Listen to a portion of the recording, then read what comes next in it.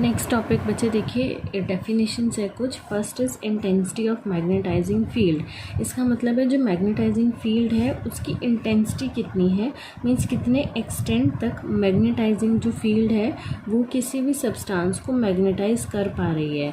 तो it is denoted by H and H is equal to B by mu naught. ठीक है, जैसे कि कोई एक सब्सटेंस रखा या सोलेनॉइड रखी, सोलेनॉइड के अंदर हमने एक बार मैग्नेट रख दी, तो सोलेनॉइड ने इस बार मैग्नेट को मैग्नेटाइज कर देना है। तो बीच का जो मीडियम है वो भी इम्पॉर्टेंट है कि वो कितना परमिट करेगा कि फील्ड लाइंस उसमें से निकलें। तो मीन्स मटेरियल की अगर परमेबिलिटी और बी पे डिपेंड करता है कि सब्सटेंस की इंटेंसिटी कितनी है मैग्नेटाइज करने की। तो मैं रिपीट कर रही हूँ कि कितने एक्सटेंट तक, the extent to which magnetising field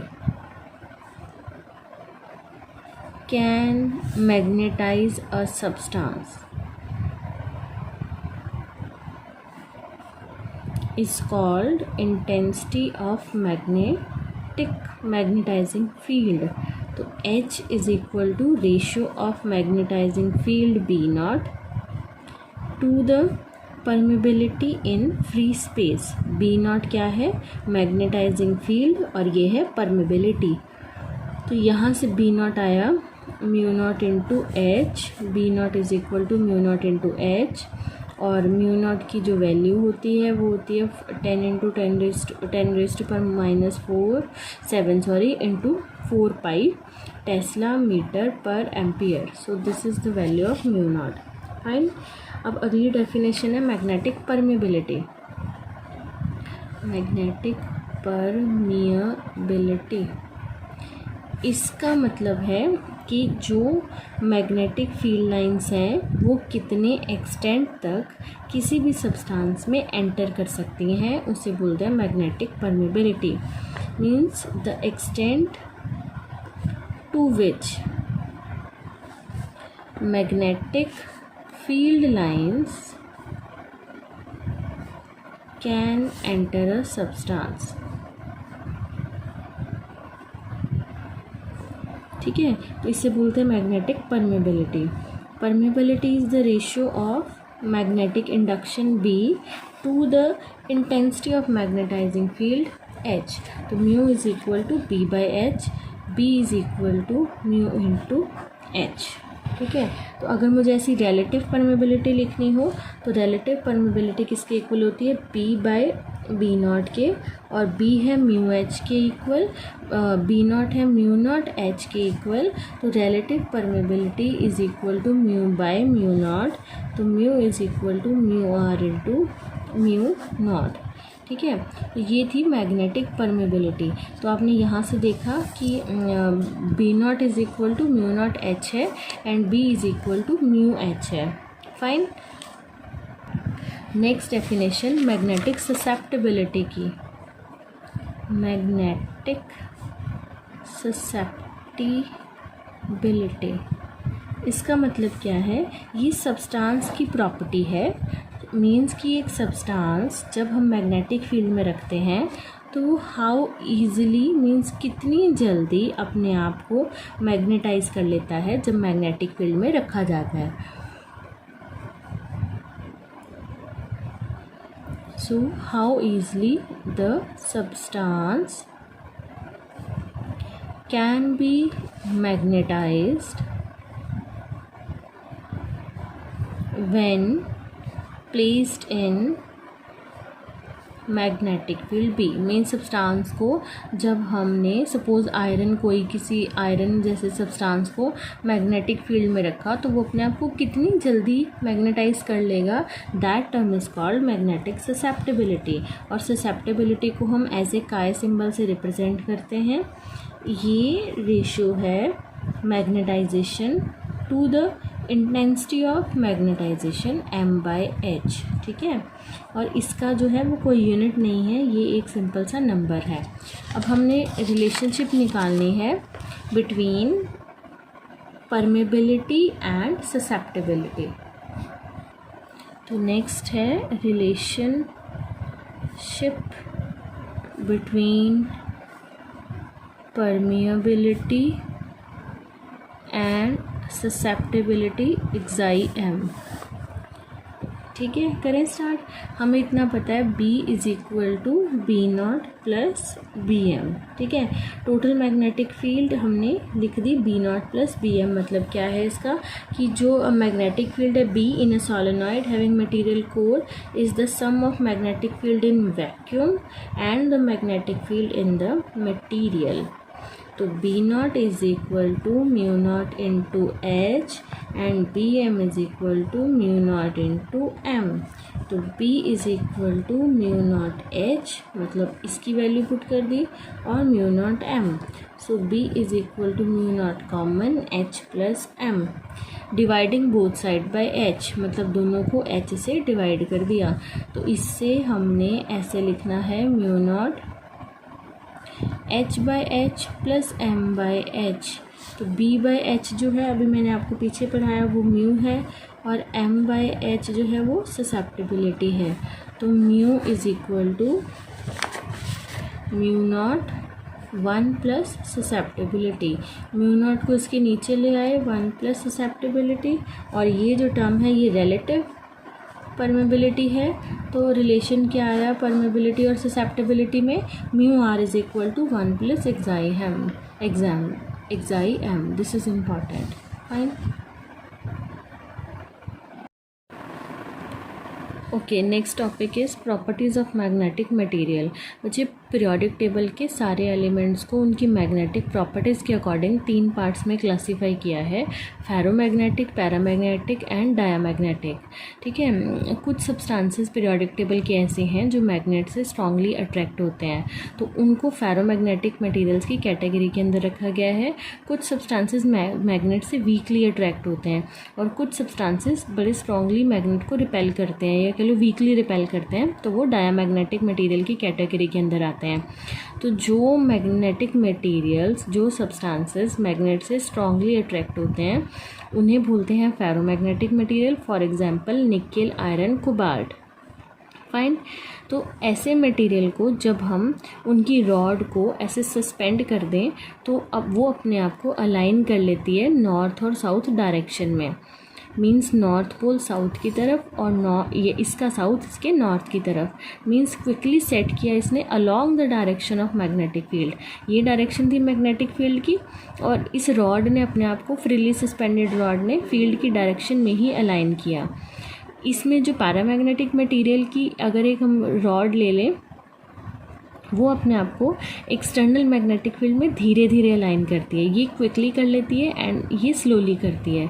और डायामैग्नेटिक मटेरियल की अगर हम रॉड को मैग्नेट में रखें तो वो ऐसे अलोंग द मैग्नेटिक फील्ड नहीं होती, वो ऐसे परपेंडिकुलर ही लटकी रहती है, क्योंकि इसका क्योंकि ये रिपेल करती है ना मैग्नेटिक फील्ड से।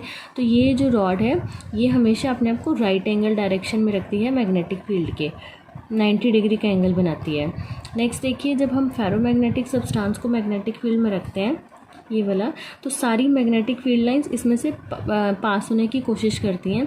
Means all the magnetic field lines prefer to pass through them. इसमें most of the lines pass करती हैं, बट एक दो कुछ बाहर भी निकल जाती हैं।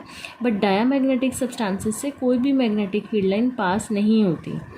फाइन, क्योंकि डायामैग्नेटिक सब्सटेंसेस अगेन रिपेल करते हैं ना मैग्नेटिक फील्ड को, तो वो अपने में से फील्ड लाइंस को पास नहीं होने देते।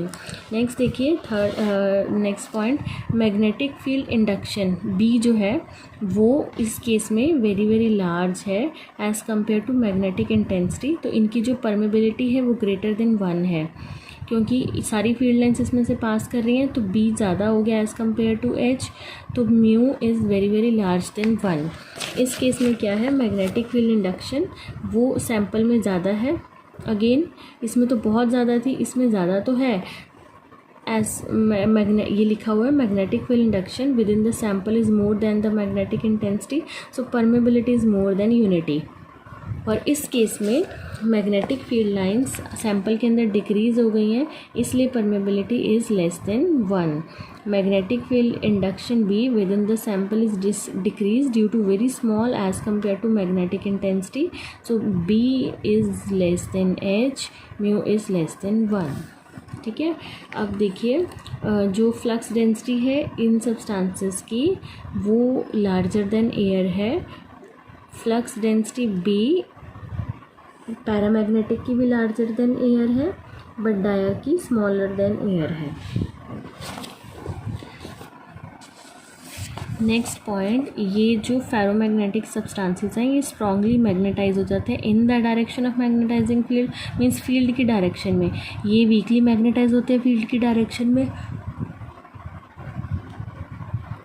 और डायामैग्नेटिक सब्सटेंसेस मैग्नेटाइज होते हैं opposite to the direction of magnetising field. इसमें m की वैल्यू लार्जर पॉजिटिव वैल्यू है मैग्नेटाइजेशन की, क्योंकि ये स्ट्रॉन्ग ईजिली मैग्नेटाइज हो जाते हैं, तो मैग्नेटाइजेशन की हाई पॉजिटिव वैल्यू, इसमें मैग्नेटाइजेशन की स्मॉल पॉजिटिव, और इसमें मैग्नेटाइजेशन की नेगेटिव वैल्यू। इनकी ससेप्टेबिलिटी लार्ज और पॉजिटिव है क्योंकि ये सब्सटेंस ईजिली मैग्नेटाइज हो जाते हैं, तो susceptibility is very large than 1।